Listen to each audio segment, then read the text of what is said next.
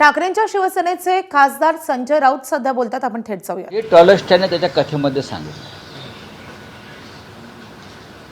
त्याच्या कथेतला जो म्हातारा आहे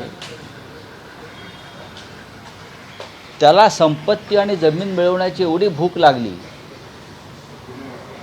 की तो दिवसभर जमिनीसाठी धावत राहिला.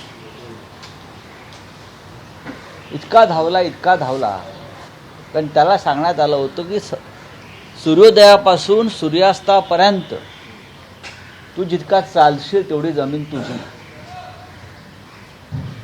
पण त्याला चालण्यापेक्षा धावण्याची इच्छा जास्त झाली की जास्त जमीन मिळेल.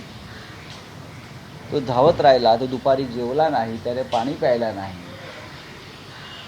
चालता चालता तो आजारी पडला आणि मग ज्युपिटर हॉस्पिटलला ॲडमिट झाला. तरी तो धावत राहिला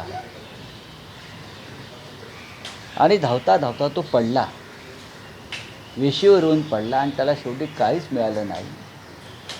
शेवटी गावकऱ्यांनी त्याला 2 गज जमीन ही त्याचं नशिबी आली. हे सर्व राजकारण्यांसाठी आहे. हे अमित शहासाठी आहे, हे नरेंद्र मोदींसाठी आहे, एकनाथ शिंदेसाठी आहे, देवेंद्र फडणवीस यांच्यासाठी आहे की माणसानं कुठे थांबायचं हे ज्याला कळत नाही त्याचा अंत फार वाईट होतो.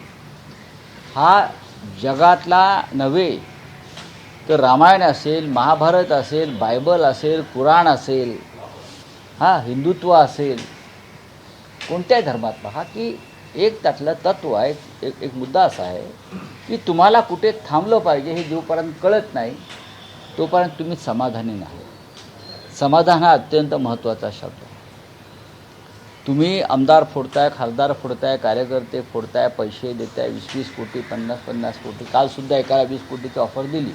एक लिंगाडे नावाचे आमदार आहेत बरं का, अशी माझी माहिती आहे. किती पाहिजे तुम्हाला? आणि मग इस्पितळात जाऊन स्ट्रेसमुळे दाखल व्हावं लागतं. हे करू नका. थांबा कुठेतरी. थांबलं पाहिजे.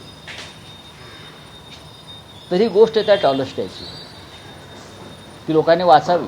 कारण आताच्या राज्यकर्त्यांना, राजकारण्यांना वाचनाची आवड नाही, म्हणून ती वाचावी, तुमच्या माध्यमातून समजून घ्यावी आणि एक पूर्णविराम तयार करावा.